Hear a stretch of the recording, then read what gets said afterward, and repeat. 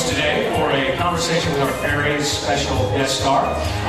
Many of you of the television generation probably know her as the matriarchal head of that crazy group, the Partridge Family, on ABC Television's hit sitcom a few years ago. She has starred in such Broadway hits as South Pacific, The Sound of Music, On a Clear Day You Can See Forever.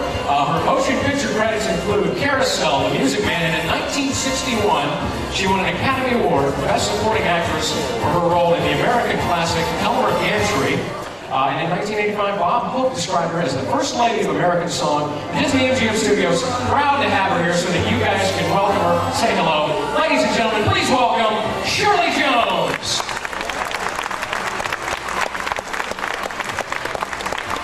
Hello, everybody. How's everybody this afternoon? Good. It's nice to see you all here. Have a seat. Have a seat. Get comfortable.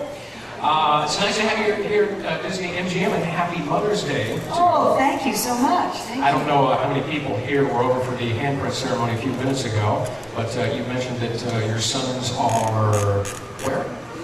My son, Sean Cassidy, is in Queensland, Australia, filming a new television series for the Fox network called Roar that he wrote, directed, and produced, and it starts July 9th on Fox Network Monday nights at 10 o'clock. So watch. David Cassidy is my stepson. You all know him from the Partridge Family. He's in Las Vegas now. He just took over for Michael Crawford in FX at the MGM Grand. And Patrick Cassidy, my middle son, is an actor. He has a new series coming out in the fall. And Ryan Cassidy, by the way, used to be with the Muppet people, Jim Henson. He's an art director and a prop master. And just finished the film. Well, it's nice having you here. Happy Mother's Day again. Thank you. And let me let you guys know that if you have any questions for Shirley Jones, all you have to do is raise your hand. And we have Jody and Jennifer out there with microphones. They will come and find you, and you can ask her a question. We actually had a question from a friend of mine who works here at the Disney MGM Studios. He wanted to know how long it took you to film, was it Oklahoma and Carousel? Well, at that time, it took anywhere from 9 months to a year to film a motion picture musical. Oklahoma, by the way, we filmed in Arizona. Nogales, Arizona is where we filmed Oklahoma because they couldn't find a place in Oklahoma that didn't have the telephone wires and the broad expanse and looked like the 1800s or the late 1800s. So we filmed it in Nogales, and I was in Nogales, Arizona for about 8 months. And then we filmed the rest of it on the MGM back lot. Carousel was a little less, about 6 months, in Blue Bay Harbor, Maine. Any questions so far? Anybody? Any questions? Well, why don't we start from the beginning? Would you want to know any of the gossip in Hollywood? What's the matter with you guys? Ask me anything. Why don't we start from the beginning of your career? You've been performing how long? You want me really to answer that? Well, I know you started at a young age. That's what I'm trying to About 45 years now. So you started in high school, or? Well, I actually started right out of high school. I was 18 years old when I did Oklahoma, and that was 1952-3. Now, in reading your bio, you won a beauty pageant right out of high school. Is that right?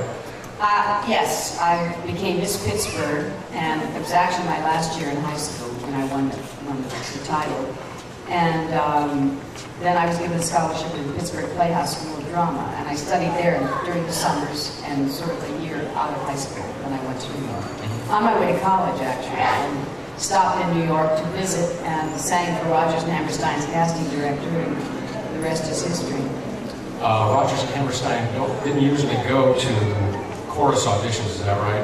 No. Just happened. Richard Rodgers just happened to be there. Actually, he was across the street rehearsing his orchestra, which was about to open at City Center, and they were going to do Oklahoma. So he made a practice, Richard Rodgers, of conducting his own orchestra before they opened a show. And he was there, and the casting director called him over to hear me sing after I'd done the audition. And so he came over personally, and then he asked me to wait 20 minutes while he called Oscar Hammerstein at home. And Oscar came and heard me sing, and within the week I was in a show called South Pacific, and within the year I was making the motion picture of Oklahoma. believe we have a question down here. Yes, I was at EPCAL last night and heard listening to one of your concerts, which I really enjoyed. Thank I heard you. Part of this story before. Oh, you did hear it, yes. I was just wondering if this was something you had always planned on doing, going into acting, or if it was kind of by accident that you slipped into this. Well, no, actually, I was singing when I was 6 years old. It was a gift. I was given a gift, and I was always able to sing. And so I did all of the natural things, you know, the high school plays and musicals and the local town things, and was always doing something on the fringes of show business. But I felt I wanted to get an education first. What I missed was my education. I felt that I probably would have gone into show business, yes, because I was able to sing. For those of you who may have just come in, we're talking, of course, with Shirley Jones, and if you have a question you'd like to ask Shirley, raise your hand. Jennifer and Jody are out there, and they will find you, and you can ask her a question. Now, when you went to New York, you borrowed, what, $160 from your father? Yes. And you promised to return? As I said, I was on my way to college, and when I was sort of waylaid by the audition, I felt that I didn't want to stay in New York if I didn't have a job, and, you know, consequently keep borrowing from my parents. So I took my savings, which was $160, and I said to my father, after this goes, if I don't have a job in this city, I'll go on to college or come back home. Well, as I said, within the week I had my first job, and that was in the chorus of South Pacific. And it worked out any better for you? Question back there? Hi, Shirley. I love the Partridge Family, and I was wondering, did you do the real singing, and who else sang for real, and who didn't? Yes, David and I were the only two people that actually sang in the group. And we were on the recordings. The rest were studio singers, you know. But of course, as you well know, David did most of the singing. I had one or two solos during the whole run of the Partridge Family. I think I only got 2 solos. I was sort of the background singer for David, but we were on the albums, yes. Now, you've worked with a number of people in motion pictures and, of course, on Broadway. I'm just going to name off a few of the films that you did, some of the people you worked with.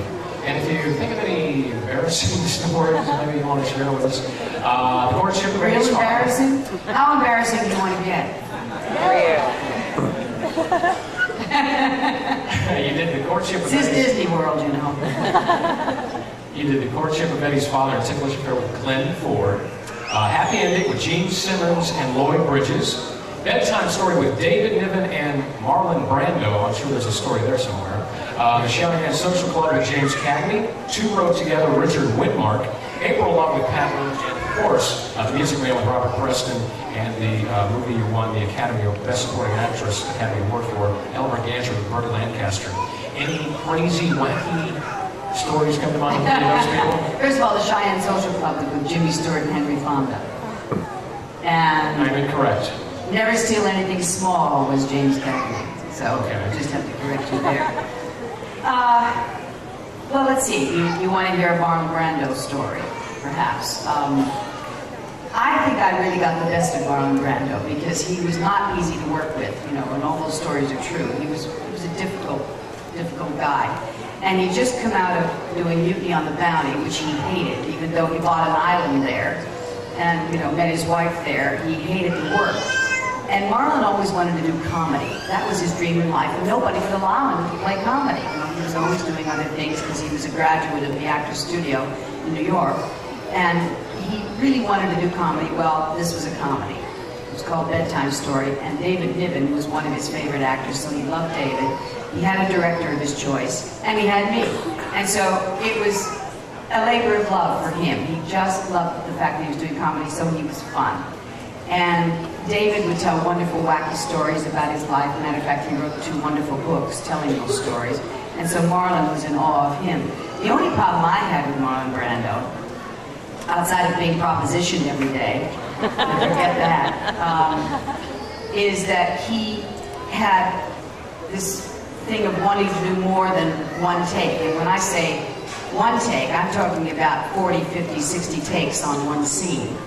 And I always felt that my best take, my best one, was the first one, because it was the most spontaneous for me. So I always figured that the reason he was called America's greatest actor is because he just wore every other actor into a frazzle. And by the time the scene was in the can, you know, everybody else was asleep. So that was the only problem I had with Marlon. Did he learn his lines? Some of the time he had his lines written on his hands, or he'd have them up, you know, someplace above the camera. Why was that? He's spontaneous? I'm not sure. You know, nobody ever asked him that question, and certainly I wasn't going to be the one to ask him. And I think of late, I think the last couple of films he did, I think he had something in his ear with the cues and with the lines. So I think he was doing that. And then where was that filmed? Tahiti? Beauty on the Bounty? Beauty on the Bounty was Tahiti, yes. Tahiti, that was the island I was referring to. Question here? I was wanting to find out what in your career is your most favorite or the thing that you're most proud of as far as your movies. It's always difficult for me to say because the musicals, you know, those musicals will go on forever, and I'm still singing the songs from Oklahoma, Carousel, and the Music Man. So they're very special in my memory. But I would have to say that I think that I have the career I have, the longevity in my career, certainly has been due to Elmer Gantry, because winning the Academy Award for acting was really what gave me a second career, because they'd stopped making musical motion pictures. So that's a highlight in my career. So you've done movies, you've done television, you've obviously done stage. Do you have a favorite medium to work in? My favorite medium is still motion pictures.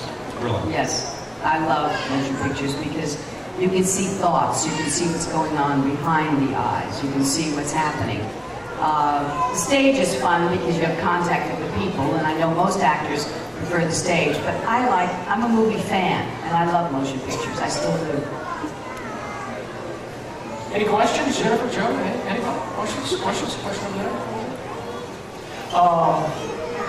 In 1974, you met Marty Ingalls, your husband. And where did you meet him? My crazy husband, Marty Ingalls, I met on Michael Landon's lawn at an art exhibit. And I was just leaving the exhibit, and Marty was just arriving. And he got out of the car and bumped right into me, knocked me onto a chaise lounge. And from then on, tried to get my telephone number and ended up paying my agent's secretary $14 for the number. I thought it was rather cheap. $14? The telephone number. To ask me to go out with him. And he finally got me on the phone after calling for a couple of weeks. And never dreaming, I was in the middle of a divorce from my first husband, Jack Cassidy, and Marty was in the middle of a nervous breakdown. And just to really sort of recouped. I'm getting a lot of laughs from backstage. Anyway. Nervous breakdown is always fun. I know. But when he got me on the phone, I never stopped laughing. And I thought, this is really what I need. And so that's how I come to know Marty Ingalls and have our first date. You know, they always say sense of humor, guys. It's very important. Yeah. Very important. And 3 years later, there? Yes. 3 years later, 1977. Well, Shirley, we thank you for spending some time with us out of your busy schedule. Once again, Happy Mother's Day. Thank you. Happy Mother's Day to all of you out there. Very And I'm nice. your grandmother, too. Thank you for sharing some time with us. We appreciate it very much. And ladies and gentlemen, a nice hand for Shirley Thank you. Jones.